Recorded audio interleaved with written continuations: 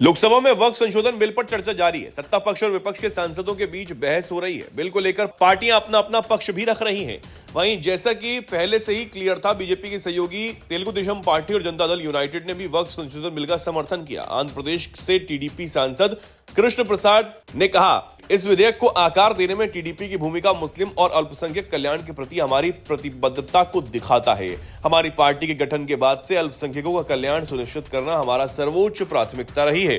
TDP सांसद ने कहा कि वक्फ संपत्तियां मुसलमानों के जीवन को बेहतर बनाने में मदद कर सकती हैं। टीडीपी द्वारा सुझाए गए 3 बदलाव विधेयक में शामिल हैं। उनका यह भी कहना है कि मुसलमान समाज का एक महत्वपूर्ण हिस्सा है और उनकी रक्षा की जानी चाहिए। उन्होंने कहा, अल्पसंख्यक अधिकारों के प्रति टीडीपी की प्रतिबद्धता के मद्देनजर नियमों को तैयार करने में वक्फ बोर्डों की संरचना तय करने में राज्य सरकारों को कुछ छूट दी जानी चाहिए।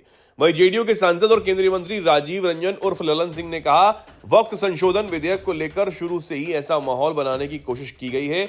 यह विधेयक मुस्लिम विरोधी है। ये नैरेटिव आज से नहीं, बल्कि जब से ये बिल इस सदन में पेश हुआ तब से लेकर जेपीसी के पास जाने से पहले से ही बनाया जा रहा है। पूरे देश को गुमराह करने की कोशिश की जा रही है, यह दावा करने कि यह बिल मुसलमानों के खिलाफ है। लेकिन क्या यह वाकई मुसलमानों के खिलाफ है? बिल्कुल भी नहीं। वक्फ क्या है? क्या यह मुसलमानों की संस्था है? नहीं। वक्फ एक तरह का ट्रस्ट है जो मुसलमानों के कल्याण के लिए काम करने के लिए बनाया गया। उस ट्रस्ट को यह अधिकार होना चाहिए कि वो मुसलमान समुदाय के हर वर्ग के साथ न्याय करे, जो नहीं हो रहा। लोकसभा में एनडीए के पास विधेयक को पारित कराने के लिए पर्याप्त संख्या बल है। हालांकि सहयोगी टीडीपी और जेडीयू का साथ जरूरी है। टीडीपी, जेडीयू, हम और एलजेपी समेत सभी एनडीए सहयोगियों ने अपने सांसदों को संसद में उपस्थित रहने और विधेयक का समर्थन करने के लिए व्हिप जारी किया। लोकसभा में 542 सदस्य हैं। एनडीए के पास निचले सदन में 293 सदस्य हैं। इंडिया गठबंधन के पास 235, अन्य को भी जोड़े तो यह संख्या 249 तक ही जाती है, जबकि बहुमत का नंबर 272 है। विपक्ष को लगता है कि अगर 16 सांसद वाली टीडीपी और 12 सांसद वाली जेडीयू वक्फ बिल का विरोध कर दे तो गेम पलट सकती, क्योंकि तब एनडीए का नंबर घटकर 265 हो जाएगा और बिल के विरोध में नंबर 277 पहुंच जाएगा। लेकिन टीडीपी हो या जेडीयू, दोनों मजबूती से सरकार के साथ ही खड़ी हैं। बीजेपी अक्सर निर्दलीय सांसदों और पार्टियों का समर्थन हासिल करने में सफल रही है। दूसरी ओर राज्य में कुल 245 सदस्य हैं।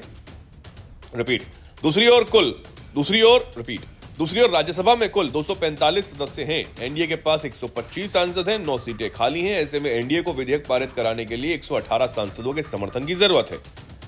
यानी एनडीए के पास राज्यसभा में संख्या बल ज्यादा है। उम्मीद है कि लोकसभा से मंजूरी मिलने के बाद राज्यसभा इस विधेयक को पारित कराने के लिए विचार करेगा।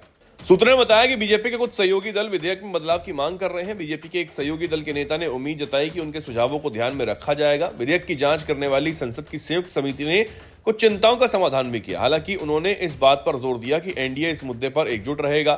Catholic bishop Congress of India, church of Bharat ने विधेयक को अपना समर्थन दिया है।